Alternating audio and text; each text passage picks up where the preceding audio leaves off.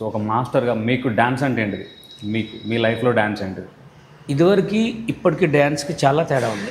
ఇదివరకు ఏంటంటే ఒక అభినయం ఉండేది డ్యాన్స్ చేస్తే, ఒక ఫీలింగ్స్ కానీ ఎక్స్ప్రెషన్స్ కానీ స్టేజీ కానీ ఒక మొత్తం స్టేజీని టైమింగ్తో వాడుకునేవాళ్ళు. ఇప్పుడు ఏంటంటే జిమ్నాస్టిక్ అయిపోయింది మొత్తం డ్యాన్స్. ఎలా అంటే ఏదో వచ్చి రాని స్టెప్పులు చేస్తే డ్యాన్స్, అంత మంచిగా చేసి కట్టు టైమింగ్ ప్రకారం చేసిన వాడికి వాల్యూ లేదు. అంటే సిచ్యువేషన్ ఎట్లుందంటే ఏదో కుప్పిగంతులు లెక్క అయిపోయింది. డ్యాన్స్ని జిమ్నాస్టిక్ చేసేసారు. కుంగ్ఫు అనేది వరకు ఒకటి ఉండే, తైకొండ అనే ఒక కరాటేస్టర్ ఉంది, అవి అనమాట ఇప్పుడు డ్యాన్స్. ఓకే. సో డ్యాన్స్ అంటే మీకు మీ లైఫ్లో ఎంత క్రూషియల్ పాత్ర పోషిస్తుందని మేమైతే డాన్స్ చేసేటప్పుడు మా ఖమ్మంలో, మీరు ఇప్పటికైనా ఖమ్మంలో పోయి స్టిల్ అడగండి, ఖమ్మంలో 2003, 2002 అట్లలో మస్తు ఫేమస్ ఉండే.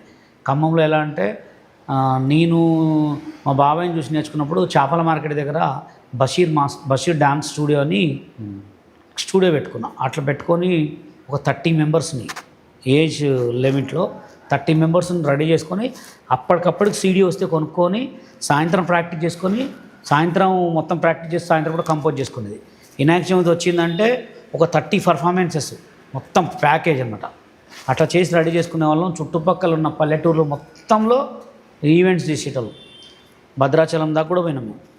ఎట్లా అంటే భద్రాచలం పోయినాం, మళ్ళీ ఇటు పోతే కడప, జమ్మలమడుగు షోలు బాగా చేసుకున్నాం. అప్పట్లోనే మేము 70-80 వేలు తీసుకునేవాళ్ళం. తర్వాత హైదరాబాద్కి వచ్చిన తర్వాత పర్సనల్ క్లాసులు చెప్పేవాడిని. పర్సనల్ క్లాసులకు కూడా 30,000 తీసుకునేవాడిని. తర్వాత ఎప్పుడైతే ఇక అవి మానేసి గుండు హనుమంతరావు గారి దగ్గర టీంలో జాయిన్ అయిన తర్వాత స్టేజ్ పర్ఫార్మెన్స్ చేసేటోడిని. ఇప్పటికి కూడా ఆన్లైన్ క్లాసెస్ చెప్తాను నేను సంగీత్.